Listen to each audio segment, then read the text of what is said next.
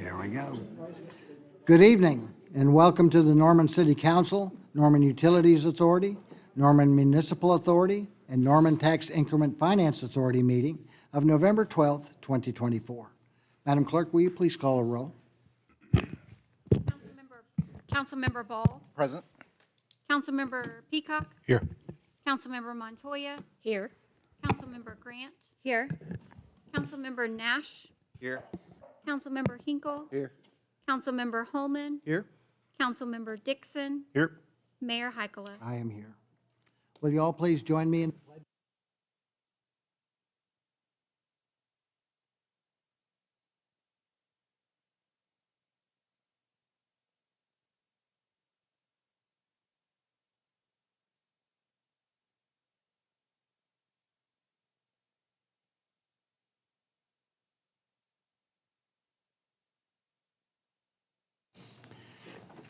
First item on the agenda is a proclamation of the mayor proclaiming the month of November 2024 as American Indian Indigenous Peoples Heritage Month in the city of Norman. I need a motion to acknowledge receipt of the proclamation. Second. I have a motion and a second. The motion on the floor is to acknowledge receipt of the proclamation. It's not getting me yet.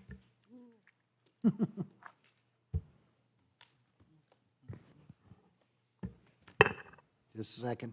We're having. Thanks. It's got to go to a vote. Council members, you may cast your votes.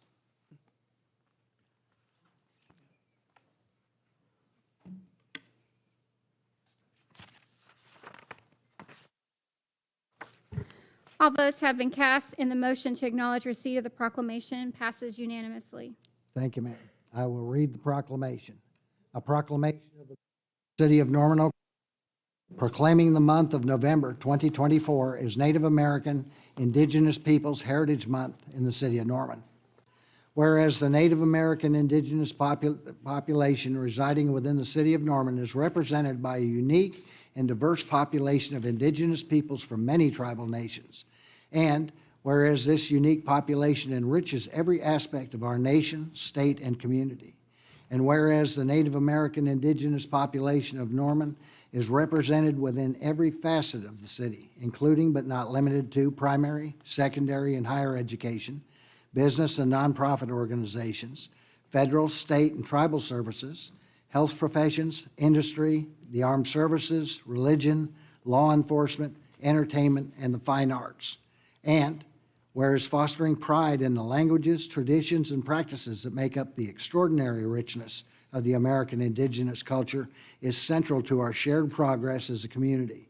And whereas the beauty and richness of Native American indigenous cultures provide a dynamic presence in the city of Norman that attracts visitors from across the state, nation, and world.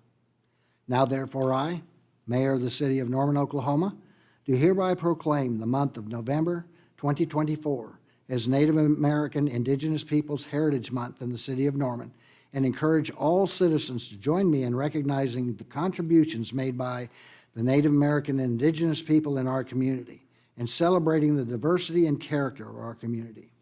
I'd like to recognize Mr. Jacob Sotai with the Kiowa tribe, and Governor Johnson, are you coming up too? And Governor Johnson of the Absentee Shawnee.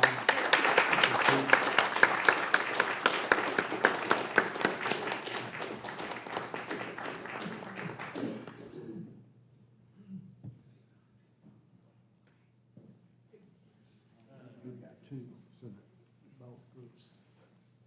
You want me to do it like that? Okay. I guess. Come on.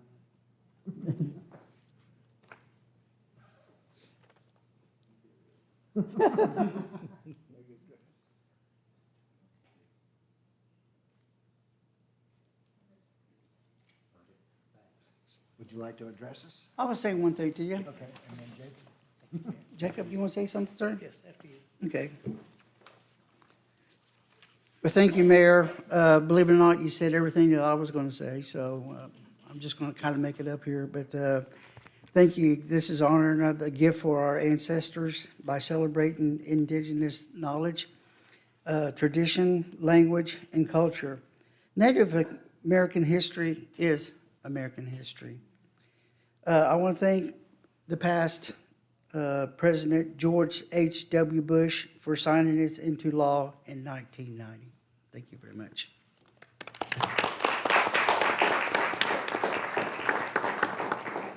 Thank you, City Council and Mayor.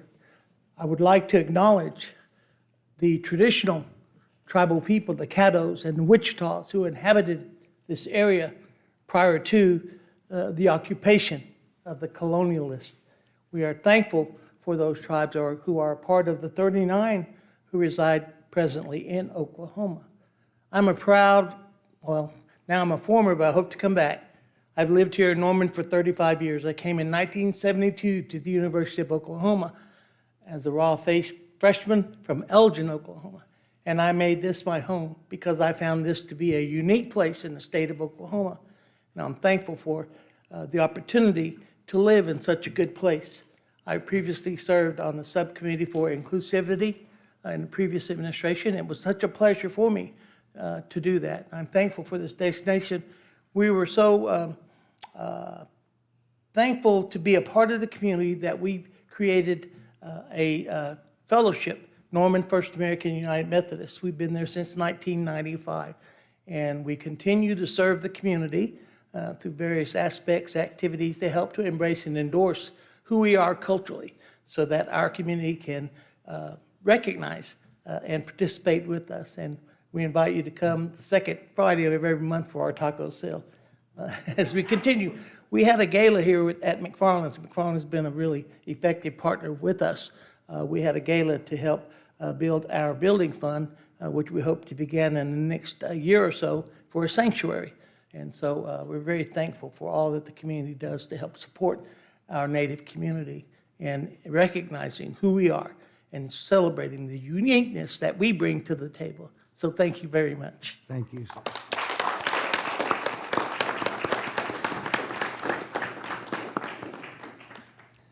Item number 2, a resolution of the council in conjunction with the Norman Animal Welfare Oversight Committee awarding the 2024 Norman Animal Welfare Volunteerism Award. Boy, that's got a lot of words on it. I need a motion to adopt the resolution. I have a motion and second. Motion on the floor is to adopt the resolution. Council members, you may cast your vote.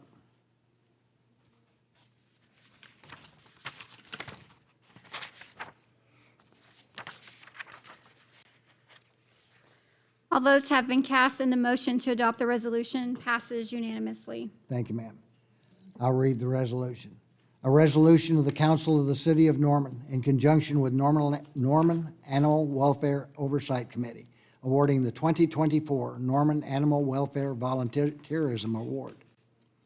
Whereas the Norman Animal Welfare Oversight Committee seems to promote pet adoption, education, citizen involvement, and volunteer services for the Norman Animal Shelter, and ensure all animals are adopted at the Norman Animal Shelter are spayed and neutered. And whereas that all programs instituted for the care of animals involve citizens in coordination with outside agencies in an effort to maximize adoption of the animals at the Norman Animal Shelter. And whereas the Norman Animal Shelter includes in its mission the involvement of citizens as partners to the caring of the animals when they are at the city facility. And whereas the City of Norman entrusts the Norman Animal Welfare Oversight Committee with the duties of providing advice to the city on issues involving the care of animals and citizen involvement. And whereas on May 23, 2016, the Norman Animal Welfare Oversight Committee unanimously approved to establish the Norman Animal Welfare Volunteerism Award and named Erica Loftus as the inaugural recipient. Now therefore be it resolved by the City Council of the City of Norman, Oklahoma, that the City of Norman, Oklahoma, in conjunction with the Norman Animal Welfare Oversight Committee, is hereby award the 2024 Norman Animal Welfare Volunteerism Award to Sarita Wilson. I recognize Rebecca Bean to come down and take that award for Sarita.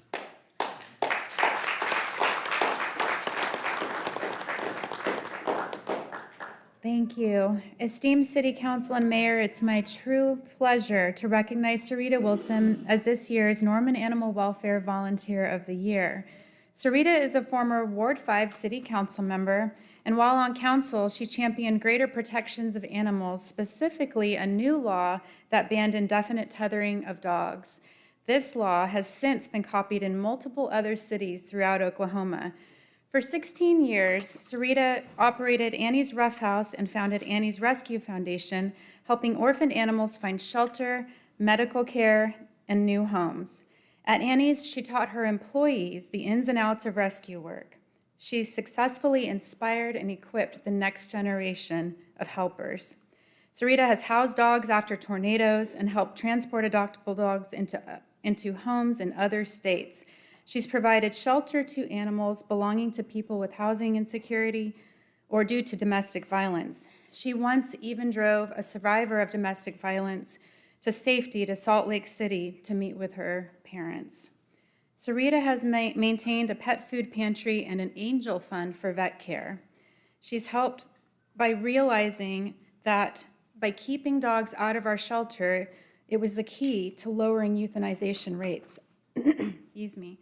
Her volunteer work meant savings for the taxpayers by diverting many dogs every year from our already overwhelmed public shelter.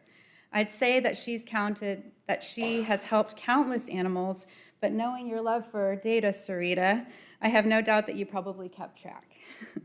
Meanwhile, Sarita and her husband, Rob, took into their own home some of the most beleaguered, honestly special animals and doted on them like they were the Queen's corgis.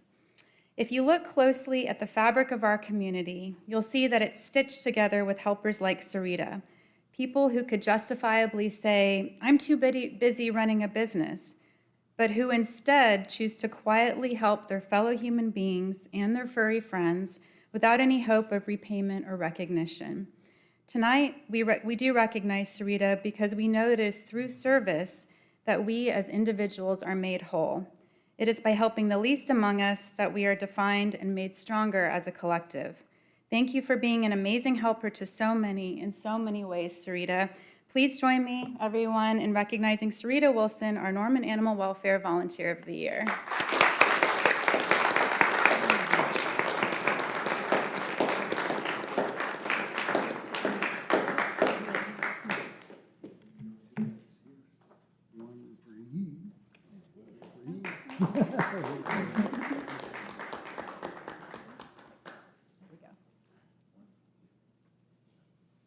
Would you like to address us? Yes, absolutely, thank you. Those are both yours. Oh, okay. Okay, that's fine. Thank you, guys. Thank you, Becca. And thank you, council and mayor, for having this award, because people see folks like me and the work that we get to do in this community, and hopefully this inspires somebody else to do that as well. In 2009, I'll try to make this really brief and not a whole Genesis story, but in 2009, I thought I just wanted to escape a job I didn't like.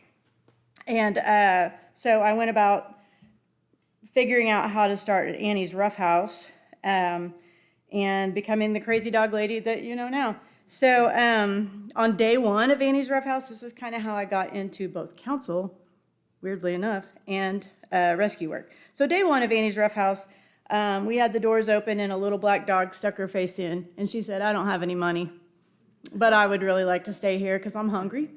And I, like every other citizen would do, we pick up the phone and call the people that would help. Well, the person I got a hold of on that day said, oh, we'll come get her, but she'll die in 5 days, right? So I looked at Rob Wilson, my husband, and I said, we're not gonna make any money at this. So I went about getting her fixed and learning what she needed. I had no idea, and vaccinated. And we kept her for about 6 months, and she found a home, and my son immediately cried, so we had her till last year when she died of natural, expiration. But that move to mobilize where I could prompted me to actually run for office, because I wanted to see why they're ended up in the river to begin with, if you know the story. Why are they ended up at the shelter?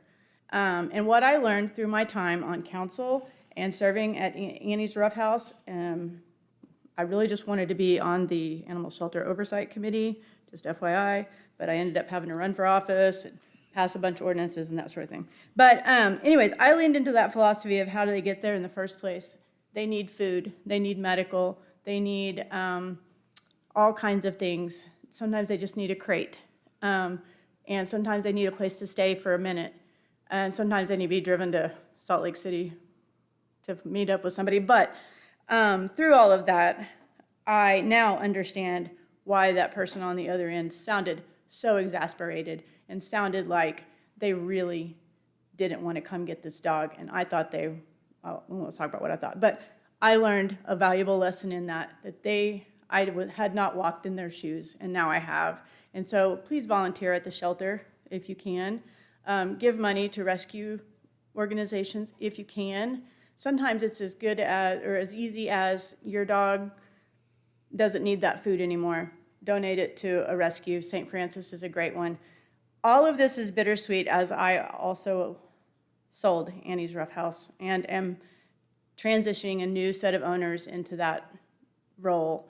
And watching the next set of young people, like Becca said, come in and take that and learn from us and go, and hopefully we won't have to do this again in 10 years. We won't have to do this again next year, but we know that that probably isn't going to happen that fast. But thank you for your time and listening.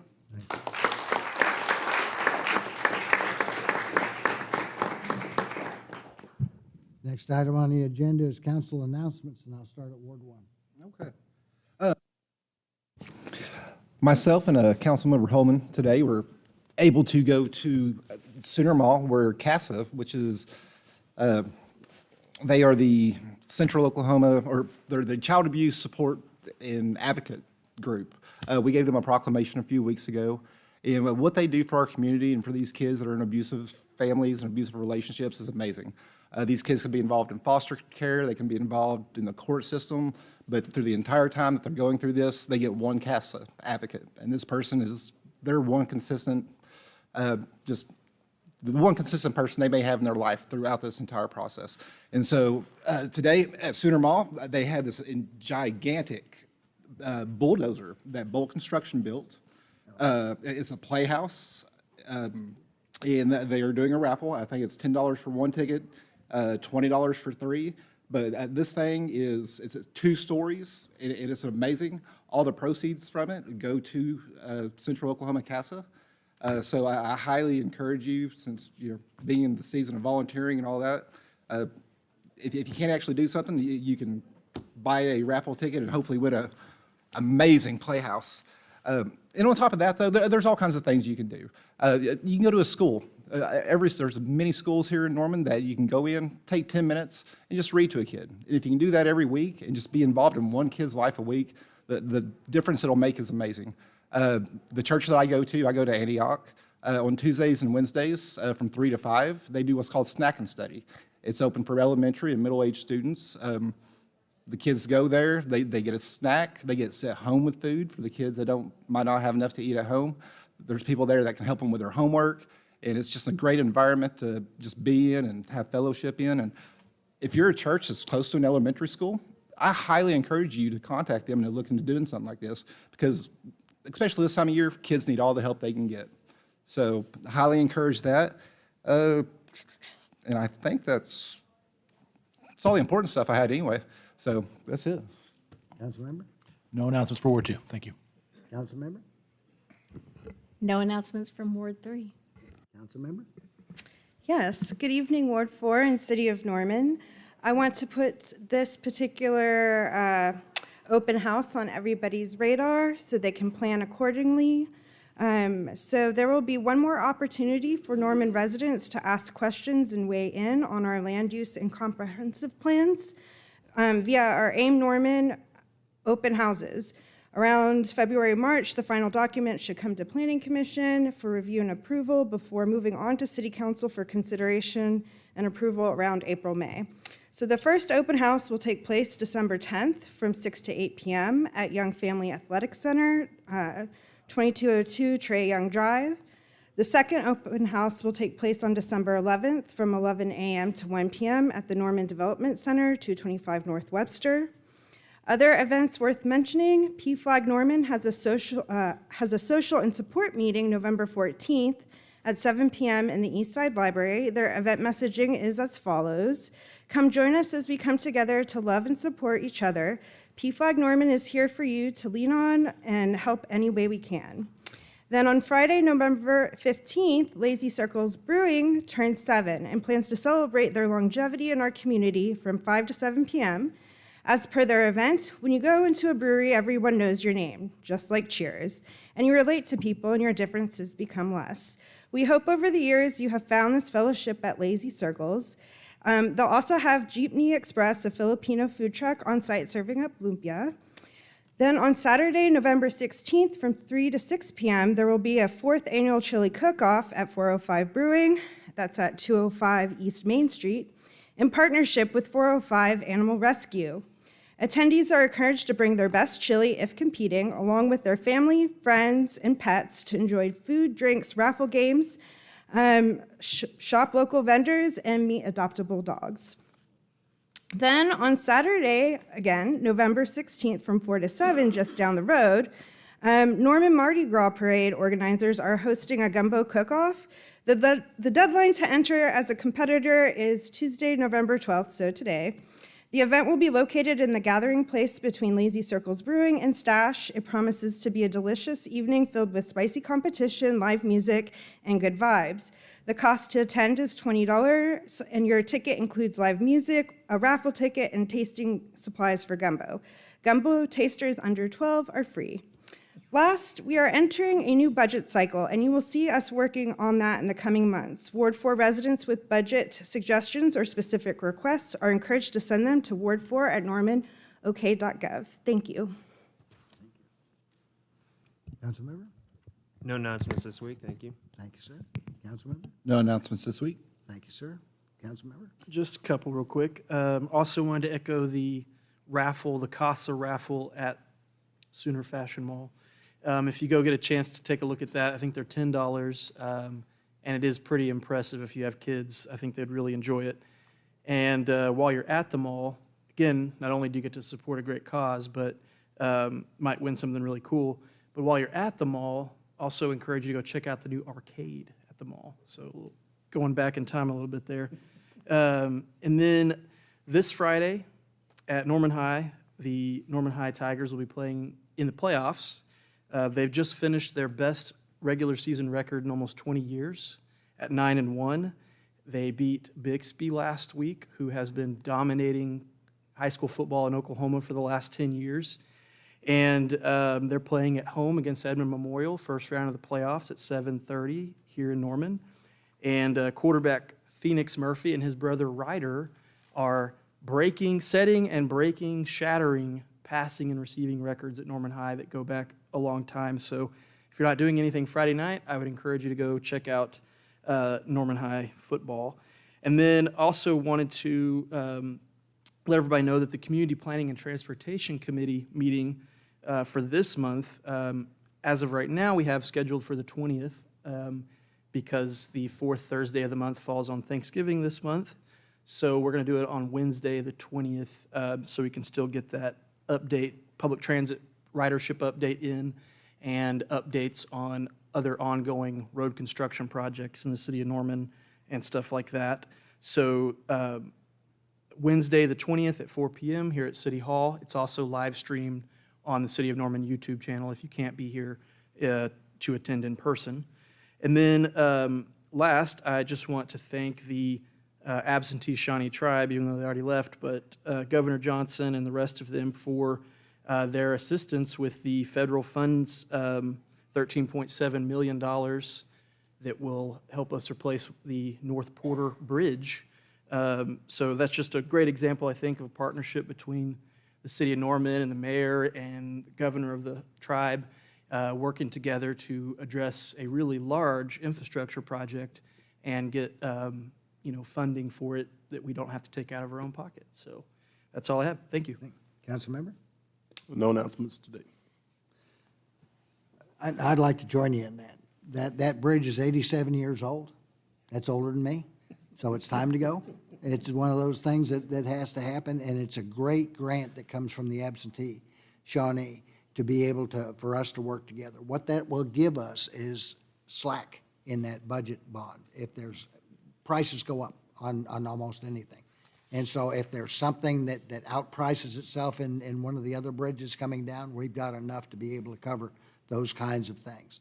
That grant came from the 2023 Tribal Transportation Program Safety Funds. And we are so, I'm not going to use the word lucky, but blessed to be able to get that. It's just a way of being able to work together. It's a pleasure to work together with tribal organizations, and it's an honor for us to be able to do something in concert with each other and prosper together. And I too look forward to a time that we can partner on more things, whatever that is. So, thank you. Turn the page. Next item on the agenda is the consent docket. This item is placed on the agenda so that the city council, by unanimous consent, can designate those routine agenda items that they wish to be approved and acknowledged by one motion. If any item proposed does not meet with the approval of all council members, then that item will be heard in regular order. Staff recommends that item 3 through item 23 be placed on the consent docket. I'll entertain a motion to place items 3 through 23 on the consent docket. So moved. Second. I have a motion and second. The motion on the floor is to place items 3 through 23 on the consent docket. Council members, you may cast your vote.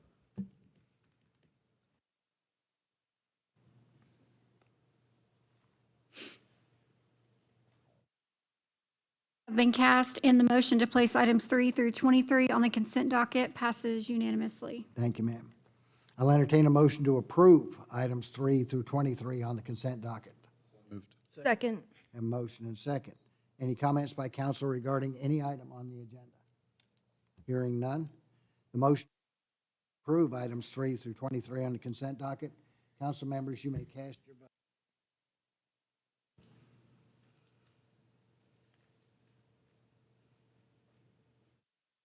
Votes have been cast, and the motion to approve items 3 through 23 on the consent docket passes unanimously. Thank you, ma'am.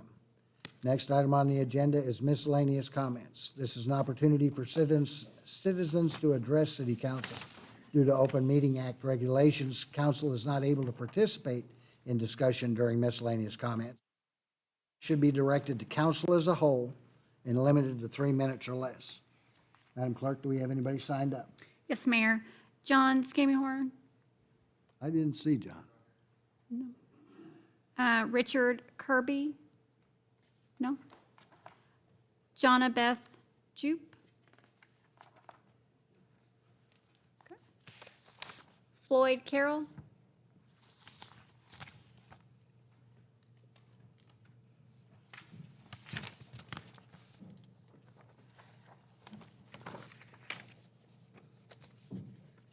I appreciate to get to speak to you guys when there's not so many mentally ill people here.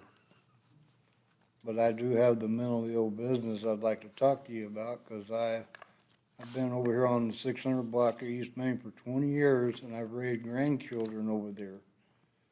And I put up with the thieves over there for the last 10 years. They stole my lawnmowers so many times, it's unbelievable. And when I talked to the police chief, he said that when you guys talk about that homeless business, nobody talks about liability. I told him if he was going to use those thieves to train his officers with, he should be responsible for what they tear up and steal. But I've got some other serious things to talk about. I have no idea, and of all the people I know, I don't know who to talk to about this education system that we have. My grandchildren has went through Jefferson over there, and they went through Longfellow, and the older one, when it went through Longfellow, and then when everybody legalized that marijuana, she got marijuana in Longfellow. And she made it to one class in Norman North, and then she quit school. Which, I didn't like that too much, but I've got the great grandbaby now, which is the best. But I'd like to know about their education system, because in Longfellow, they taught them this system about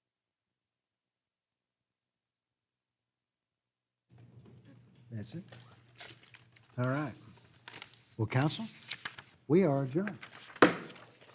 Thank you all for attending.